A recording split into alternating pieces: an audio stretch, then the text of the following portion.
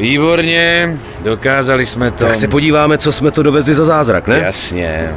Doufám, že se to cestou nějak nepomlátilo.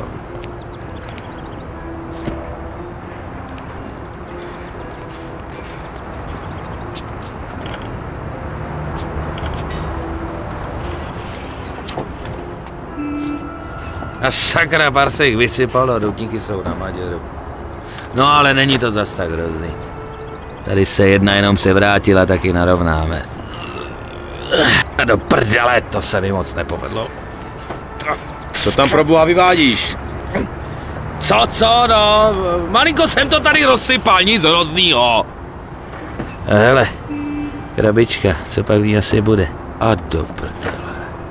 Tome? Tohle mi nebudeš věřit. Co? Co je v té krabičce?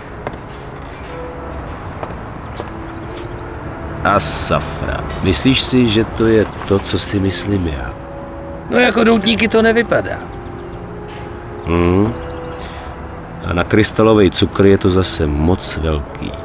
Řekl bych Tome, že to jsou diamanty. A není to jenom bižuterie. Víš, že ty doutníky vyměňujou za zrcátka, korálky a takovýhle píčoviny a tohle jim náhodou zbylo? Tohle jsou, Tome, diamanty. A je jich sakra moc. Já jsem věděl, že bych Salieri jen tak neriskoval kvůli blbým doutníkům. No vypadá to, že jsi měl pravdu. Co budeme dělat? Necháme si je? Cože? Myslíš, že by nám tohle prošlo? No mohli bychom říct, že jsme nějaký bedny ztratili při honičce, nebo... Ani na to nemysli, ty vole, to je pěkná blbost. Vrať to tam, kde jsi je našel. Nechci skončit s dírou v čele. No a co kdyby jsme si každý vzali jeden nebo dva? Myslíš, že ví, kolik jich tam mělo být? Pauli. OK, už je dávám zpátky. Ale co když o nich Salieri vůbec neví? Myslím, že můžeme zjistit úplně jednoduše, jestli o tom ví nebo ne. Jak? Hele, sam už ho sem veze. Oťukneme si ho.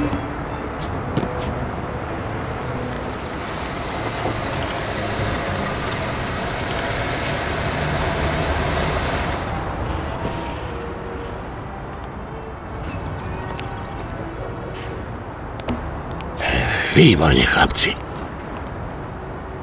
Dokázali jste to, čeká vás zasloužená odměna.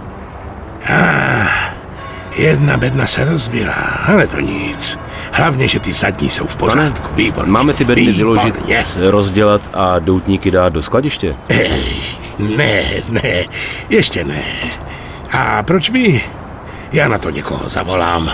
Přece nejste mojí skladnici, ne? Teď si běžte pěkně odpočinout, chlapci.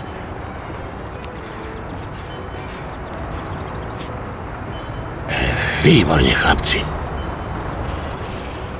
Pauli, zítra se u tebe stavím a domluvíme se na tom kšeftu, OK?